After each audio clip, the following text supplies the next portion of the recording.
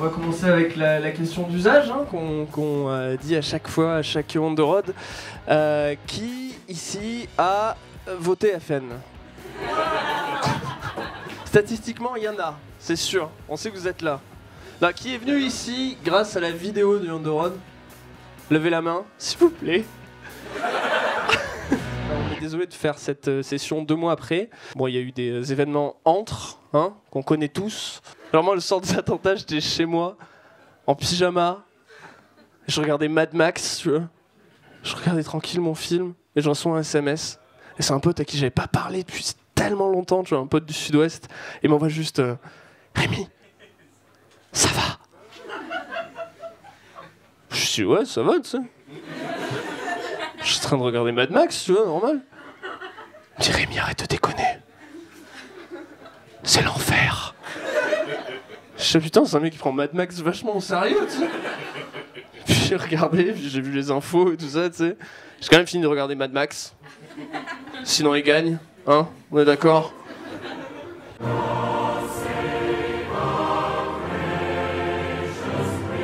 Apprendre le français, c'est difficile parce que non seulement il faut apprendre le français correctement, il faut apprendre le français correctement à l'envers.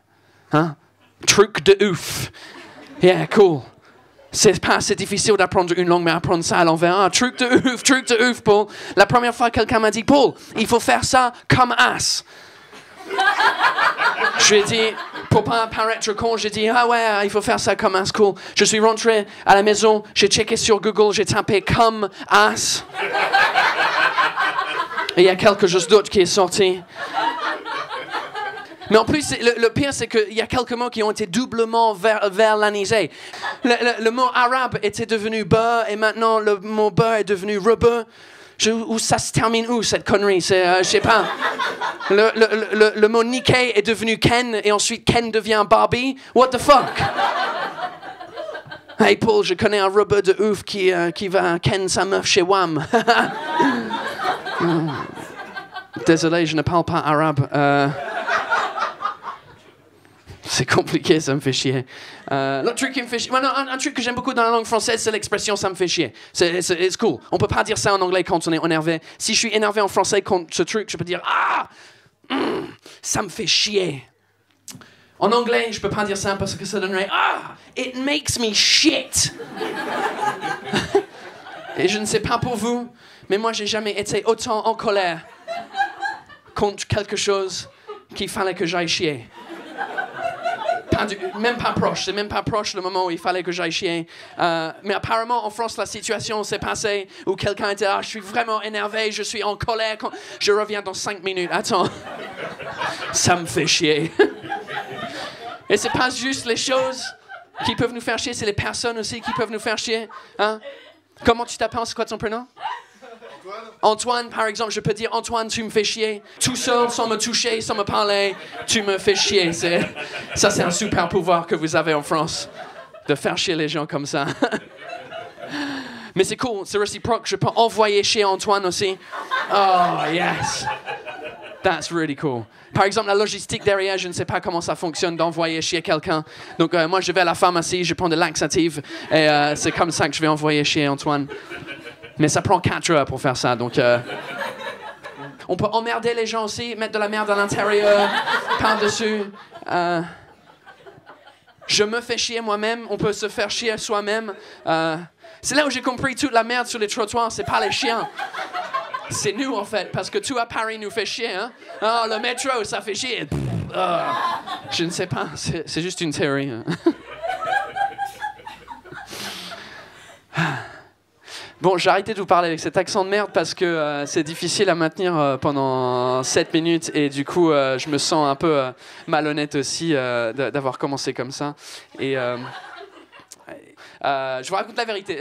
Je suis vraiment britannique. Ma mère elle est irlandaise, mon père il est anglais. Donc moi je suis 100% alcoolique. Mais quand j'étais petit en France, j'ai vécu 5 ans ici, donc c'est pour ça que j'ai pas trop d'accent quand je parle français. Mais je fais quand même pas mal de fautes de grammaire et vocabulaire. Et en fait, mon problème, c'est que les Français pensent que je suis un Français qui a jamais été à l'école. Et en fait, les gens, ils bug devant moi quand je leur parle. Ils savent pas qu'un Anglais peut parler français comme ça. Et ils bug devant moi. Une fois, j'ai fait une faute de base à la boulangerie. Je suis rentré, je dis bonjour madame, je vais prendre une baguette, 2 pains au chocolat et une croissant, s'il vous plaît. Ah. Une croissant. Il a dit une croissant. Geneviève, viens, on a un teubé, on va se moquer de lui. Et là, je suis obligé d'expliquer mon histoire, mais en fait, j'explique plus mon histoire, je reprends l'accent tout de suite. Je dis, en fait, désolé, madame, je ne viens pas d'ici. Je suis désolé. Vous savez, je viens du 93, c'est pour ça que mon français, il est pas très bon. Donc t'as pas peur de les avoir trahis? Ouais, mais je m'en bats les couilles, en fait. Tiens, ce serait la couverture du Sun. Ouais, c'est ça, je m'en bats les couilles d'avoir trahi le peuple français. Fucking French. T'as vachement marché sur le truc des merdes, là. Ça me fait chier, tout ça, là. Ouais. Ouais, parce que c'est une phrase vraiment qui est cool, que j'aime beaucoup, que je peux pas dire en anglais, donc c'est cool. Non, en anglais, c'est piss. C'est pas de la merde, c'est de piss. Et pisses me off. Ça me fait pisser, quoi. Au lieu de ça me fait chier. Donc on est un peu moins. Bon, les Espagnols, c'est encore pire. Eux, ils chient dans le lait. C'est leur. Quand ils sont en colère, ils disent je chie dans le lait. Ce qui est besogneux, quand même, genre. Surtout, il faut avoir un verre de lait, quoi. À côté, pour faire ça. Tu sais, ça me fait chier. Tu peux chier n'importe où. Je crois que dans les rues de Barcelone, au lieu d'avoir des merdes partout, t'as des merdes avec un peu de lait dessus. Ouais, c'est ça. Tu commandes pas un verre de lait à Barcelone.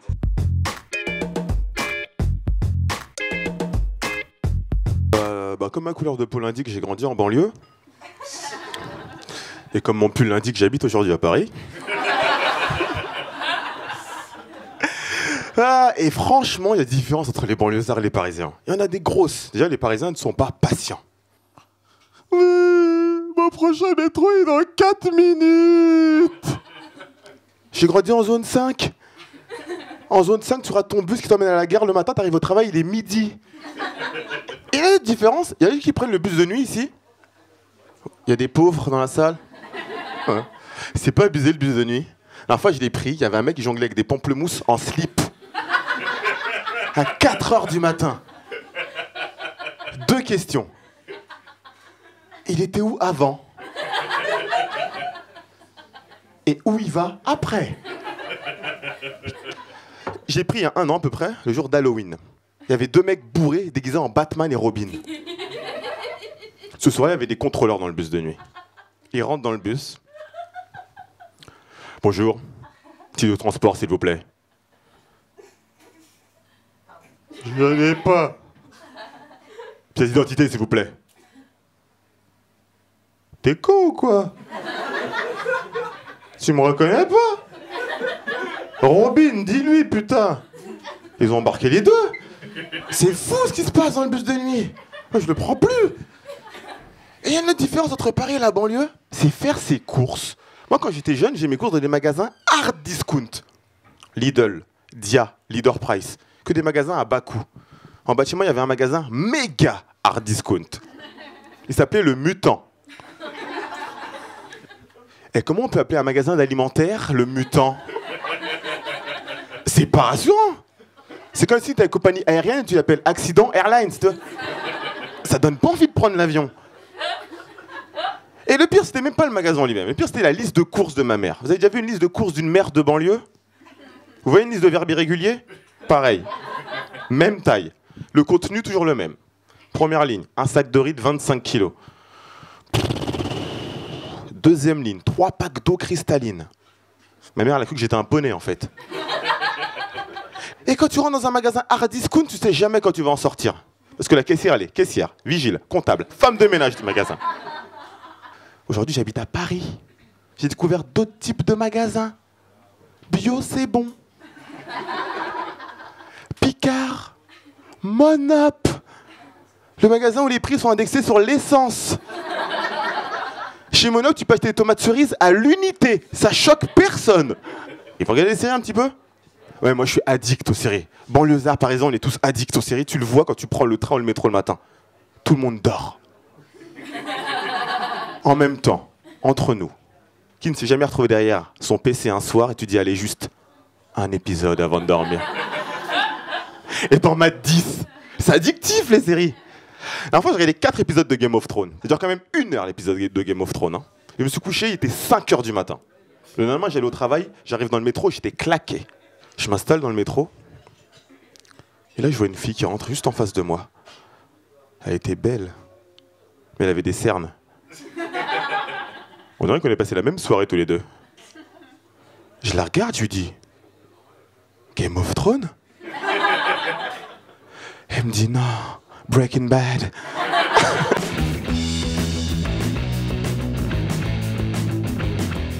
Je suis content, genre vous êtes les premières personnes à qui je parle aujourd'hui. C'est pour ça que je fais ce métier, c'est pour pouvoir parler à des gens, sortir un peu de chez moi.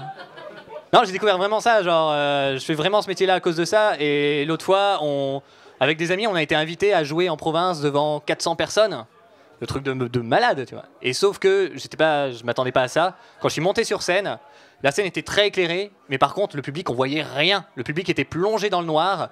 Et il y avait personne à qui je pouvais vraiment parler. J'avais vraiment l'impression que je parlais dans le vide, je gesticulais face au vide intersidéral. Dans la vie, j'ai beaucoup de mal à me souvenir des choses. J'ai remarqué que souvent, je regardais vers le bas ou je regardais ailleurs quand je cherchais quelque chose dans ma mémoire. Et je me dis que peut-être bientôt, avec la nouvelle technologie, on va pouvoir régler ça, on va pouvoir afficher sur des lunettes les informations qui nous manquent. Et par exemple, quand je croise quelqu'un dans la rue qui me connaît et que je ne reconnais pas, tu vois, je vais pouvoir appeler sur ma machine, la personne me fait « Hey Fred, comment tu vas ?» Et moi je suis là « Hey Marie, comment tu vas depuis ton cancer des seins ne pas mentionné? Ah !»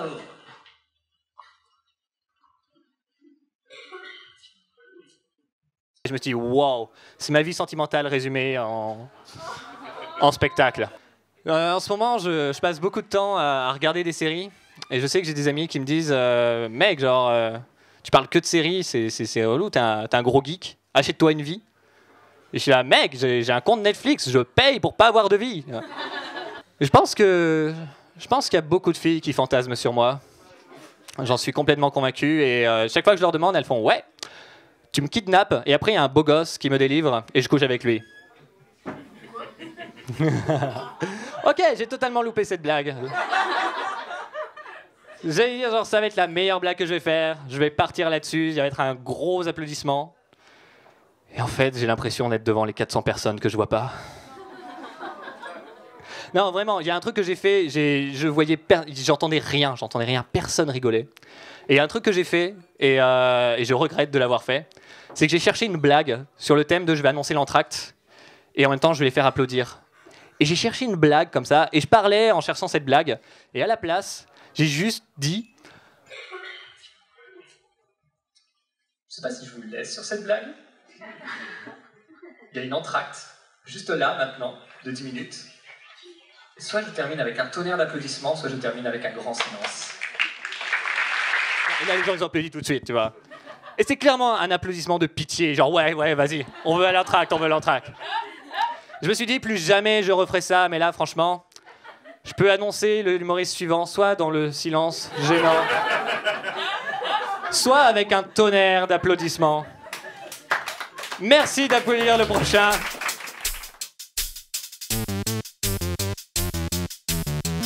Elle est bizarre l'ambiance en ce moment à Paris. Hein. Ouais, avec tout ce qui s'est passé, elle est bizarre l'ambiance. Ouais, avec les attentats, on a tous peur. Moi j'ai peur. Franchement, moi j'ai peur. La dernière fois, j'étais dans une rame de métro, il y a un mec qui entre, style rebeu, avec une grosse barbe, une djellaba et un bombers. L'air un peu agressif, tu vois. Et il vient me voir, il fait hey, trouve pas que le gars là-bas, il a l'air bizarre. Je pense que c'est ça l'unité nationale. T'as peur? Ouais, moi aussi. Ouais, c'est dur ce qui nous arrive. Après, 2 semaines après, FN, 30% de gens qui votent FN. Je les vois jamais, moi, les 30% de gens. Vous connaissez des gens qui votent FN? Moi, j'en connais pas. J'ai l'impression qu'à chaque élection, il y a des mecs qui sortent de terre pour voter FN. On est chez nous. Et après, ils retournent dans leur terrier, tu vois, et ils sortent 3 ans plus tard. Ils se nourrissent de racines, je sais pas. Marine Le Pen, elle veut virer les étrangers de France, alors que c'est compliqué de définir un étranger. C'est la couleur de peau, c'est la carte d'identité, c'est compliqué. Alors que les supporters ont trouvé une solution depuis longtemps. Hein. Qui ne saute pas n'est pas français. Et franchement, ça pourrait résoudre les problèmes de contrôle aux faciès. Eh monsieur, vous avez vos papiers? Excusez-nous, monsieur. Il y a Patrick Devedjian aussi, Patrick Devedjian qui est assez décomplexé aussi avec le racisme. Il a déclaré Les Allemands nous ont pris nos juifs et ils nous rendent des Arabes. Bah, Patrick.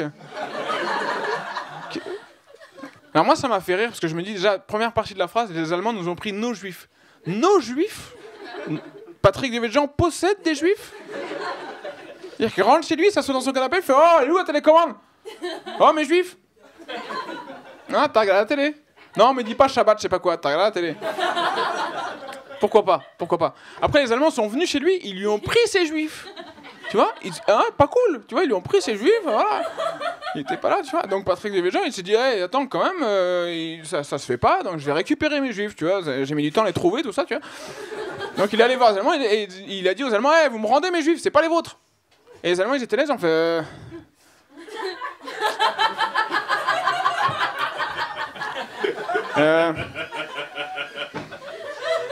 Il nous reste des juifs. Non. Mais c'est pas grave, donne-lui des arabes, c'est pas grave. Mais il verra pas la différence, ils sont tous circoncis, t'inquiète. Et Patrick Devedjian, il est rentré chez lui, tranquille. Il a cru qu'il avait récupéré ses juifs. Il s'est assis dans son canapé, il fait oh, elle est où la télécommande? Et elle est où ma télé? Moi, je pense qu'on est tous un petit peu racistes. Je pense on a tous une base raciste. Même moi, je suis un petit peu raciste. Moi, je suis raciste des blancs qui voudraient sauver l'Afrique. Ouais, j'ai un problème avec ça. Tu sais, le genre de mec qui a des grandes locks et qui te donne des grandes leçons de vie parce qu'il a fait un stage pour la construction d'un puits au Togo. Tu vois? Genre, le genre de gars, tu vois, qui s'est mis au djembé il y a 2 semaines. Et il te ruine ta fête de la musique. Et t'as envie de lui dire avant de sauver l'Afrique, sauve ton sens du rythme. Il se met pieds nus aussi, il dit oui, j'ai envie d'entrer en contact avec le sol. Mais vas-y, va marcher pieds nus à Port de la Chapelle, vas-y. Tu vas attraper le sida, mon pote. Bah tiens, ça te rappellera l'Afrique. Ouais.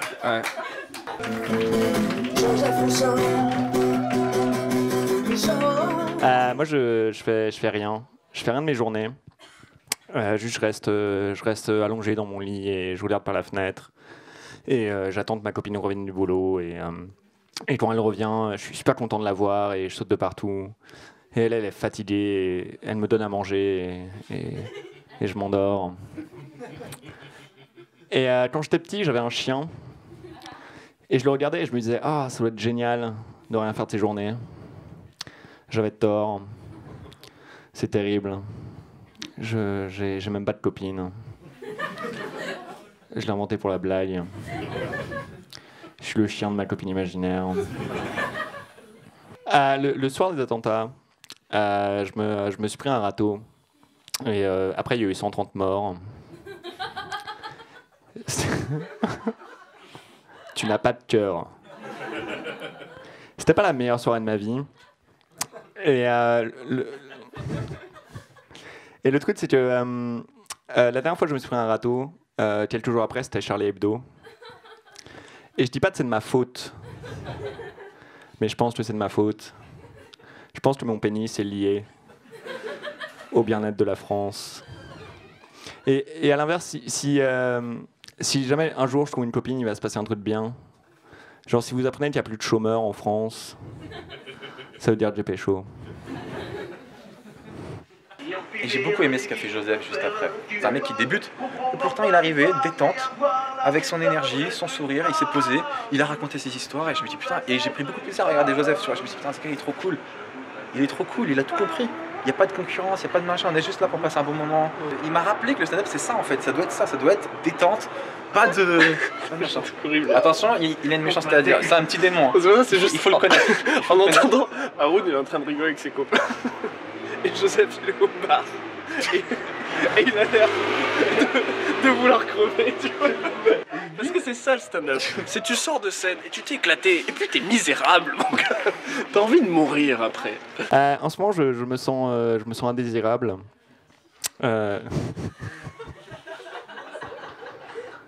Ouais, c'est... je me sens comme un spam. Je me sens comme un mec qui a une solution 100% efficace pour allonger les pénis, mais personne ne veut l'écouter.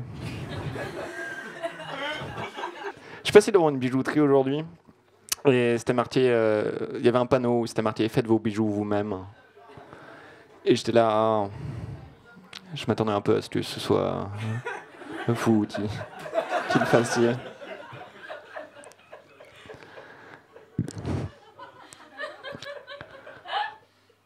Juste après que mon chien, je parlais de mon chien tout à l'heure, il est mort maintenant. Et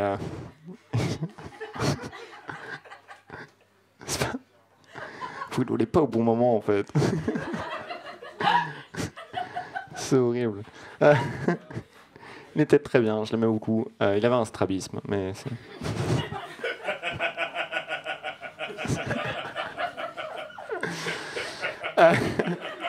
Bref, il est mort. Il est mort et quelques jours après, je marchais dans le jardin de mes parents et j'ai marché dans une merde de mon chien mort. Et j'étais là, il aimait tellement faire caca. J'ai toujours voulu aller sur Mars. Il y a quelques années, il y avait le projet Mars One où tout le monde pouvait s'inscrire, mais c'était 100 €. Et à l'époque, je trouvais ça trop cher.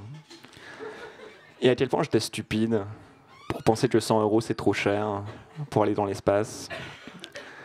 C'est moins qu'un pass Navigo. C'est 100 €, c'est 20 kebabs. Et je suis sûr que j'ai au moins mangé 20 kebabs depuis, en me demandant ce que ça faisait de partir sur Mars. Et je mange plus de kebabs maintenant, parce que je suis végétarien. Et je suis végétarien parce que je suis pas un monstre. Et je comprends l'excuse des gens. Ah ouais, mais la viande, c'est super bon. Je comprends totalement. Mais c'est un peu une excuse de monstre quand même.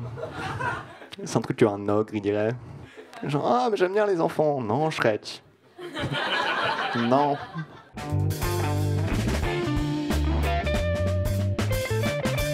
La dernière fois, je sortais avec une musulmane il y a longtemps, et j'avoue qu'on s'est posé la question de savoir quel prénom on allait donner à nos enfants, tu vois.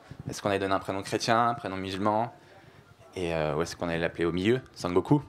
Et elle m'a dit, on n'a qu'à faire chacun son tour. Et j'ai dit, c'est pas possible, il faut qu'il y ait une cohérence, on va faire chacun son tour. Je veux dire, tu veux appeler ton premier enfant Francis et le deuxième Rachid, tu vois. Tu dois les appeler le soir comme ça, Rachid, Francis, à table. Maman a fait du couscous et du bacon, prenez ce que vous aimez. Et moi, je pourrais même pas les éduquer pareil, tous les deux, parce que j'ai trop de clichés dans ma tête, tu sais.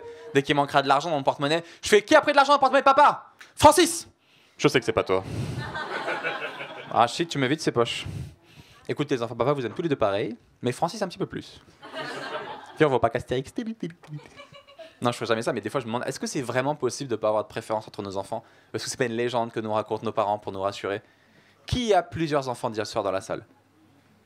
La dame avec les lunettes, bonsoir. Vous en avez combien? 3. Et c'est possible de pas avoir de préférence? Ils sont là ce soir, là, les 3? Il y en a 2? D'accord, donc ça répond à la question, alors. Il y en a un, il est à la maison, en train de couper du bois. Et les deux, mon gars, ils s'amusent ici à taper des barres, tu vois. En même temps, tu me diras, il a 11 ans, il peut se démerder, l'autre. Nous, on est 3 garçons aussi dans notre famille, tu vois. Et t'as toujours cette phrase de ta mère qui te dit, mettez-vous bien ça dans la tête, on vous aime tous pareil, d'accord? Tous pareil. Tu fais, ok. Une semaine après, c'est Noël. Nous, on a un œuf au chocolat. Lui, il a un scooter. Tu vois? Et il te nargue avec. Tu sais, il fait.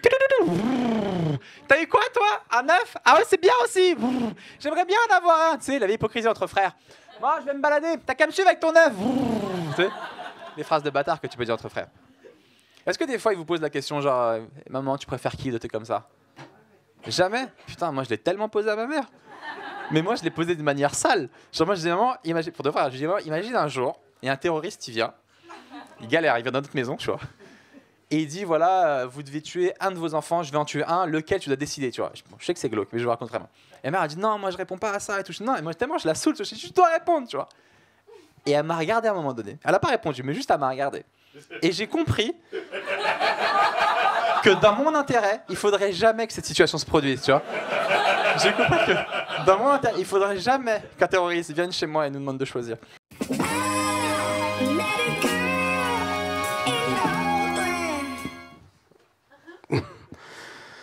La première fois que les gens me voient, ils se disent c'est qui ce blaireau? Voilà, ça confirme. Puis après, quand ils me voient jouer de la guitare, ils disent, pensant que ça va me faire plaisir, tain, quand on te voit, on dirait pas. Je sais pas ce qui fait ça. Bon, c'est vrai que je sais pas ce qui se fait de mieux en matière d'esthétisme. Hein. Bah déjà parce que je suis chauve, mais j'assume complètement. De toute façon, c'est ce que j'ai de mieux à faire et tout le monde te le dira, si t'es chauve, rase-toi. Hein. Si t'as des lunettes, porte des grosses lunettes, assume ton style. Mais c'est quoi cette connerie? Si tu pues de la gueule, on va te dire de bouffer de l'ail. Mais moi, je vous incite à sortir avec des moches. Parce que quand t'apprends à connaître un moche, il peut devenir beau. Alors que si t'apprends à connaître un con, il peut devenir que plus con, en fait. Et je pense que la beauté et l'intelligence, c'est lié. Parce qu'un moche, pour se faire aimer, il va développer plein de savoir-faire, plein de talents. Alors qu'un beau, on l'aime déjà. C'est pour ça, d'ailleurs, que je me suis mis à la guitare. Et à l'humour. À cause de cette phrase, femme qui rit à moitié dans ton lit. Parce que je me suis dit, c'est toujours mieux d'avoir une moitié de femme que rien du tout. Mais je me suis toujours demandé dans cette phrase dans quel sens fallait couper la meuf.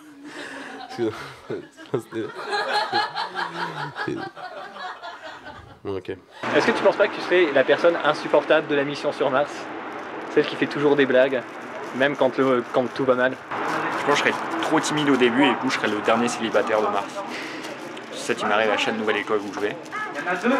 Et je pense que sur Mars ils sont encore moins. Donc, genre tous les gens de l'émission vont se mettre en couple?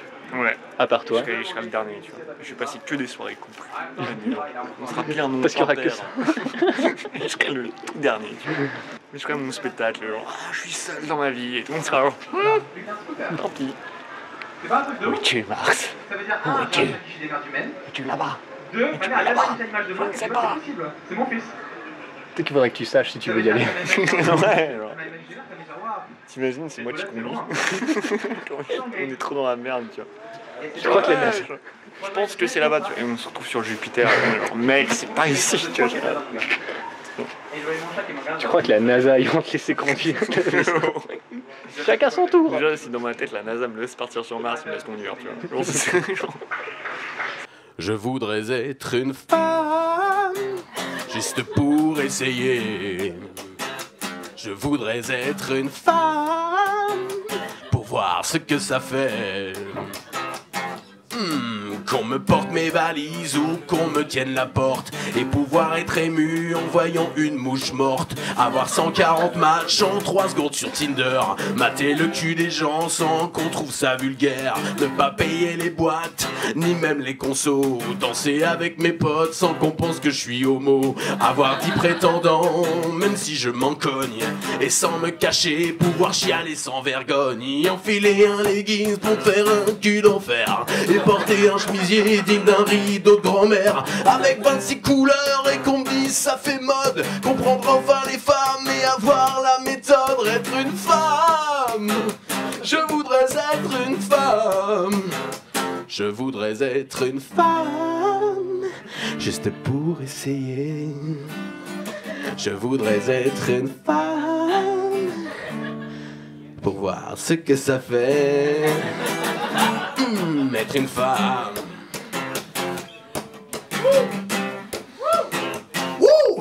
Non, j'aimerais bien être une femme parce que avoir autant d'armes de destruction massive, enfin de séduction massive, franchement, les femmes. Eyeliner, couleur, collier, collant, col, décolleté, corset, bracelet, boucle d'oreille, dentelle, porte, jartelle, teinture, ceinture, sphinx, un fond de teint, bac, blush, gloss, robe rouge à lèvres, mèche, rajout pas, rajout jupe, talon, maman, vernis, frange, wouh, mascara. Voilà pourquoi tous les mecs sont des crevards. Nous les mecs, on a quoi? Du déo. Ouh. Ah, génial. Oh, je vais choper ce soir, j'ai un déo.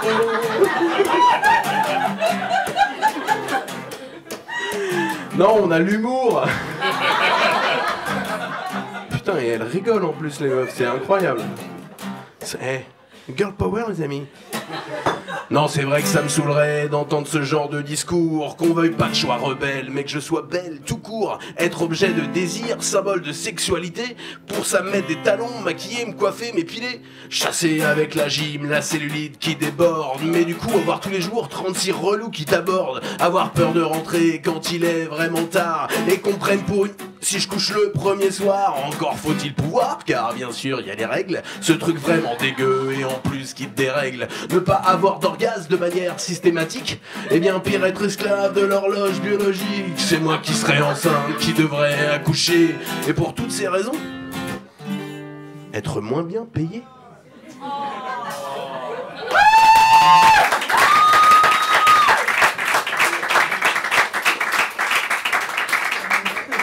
Je ne veux plus être une femme, ça a l'air compliqué. Je ne veux plus être une femme, ou alors juste une journée. Je ne veux plus être une femme, je ne veux plus être une femme. Ce n'est pas un cadeau, je préfère mon déo.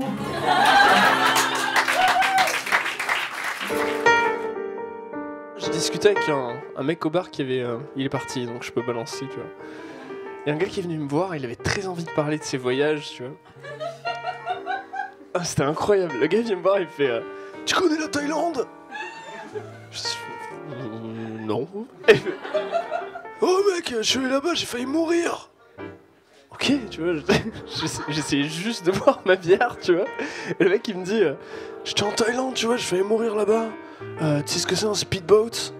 Je fais non, je sais pas ce que c'est un speedboat. Il fait ouais, tu vois, j'étais dans un bateau pour passer d'île en île en Thaïlande. Et genre, il y avait une tempête. Et j'ai failli me retourner, tu vois. Et même le pilote, il était en train de faire sa prière. Et tu vois, je me suis dit putain, pas comme ça. Pas en Thaïlande. Le mec, dans son dernier élan de lucidité, il a eu une pensée raciste. Pas en Thaïlande. Genre t'imagines Dieu, genre le mec se ramène au paradis, il doit l'attendre comme ça, tu sais genre. Qu'est-ce que tu veux dire par pas en Thaïlande Tu veux mourir dans ta mère patrie, la France Voilà, j'ai juste envie de partager ça avec vous.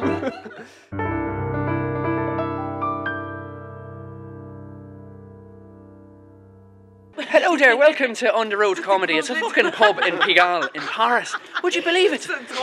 Fucking funny, fucking hilarious. This girl's fucking shitting herself and not even been to the show, do you know what I mean? Fucking top of the morning to you.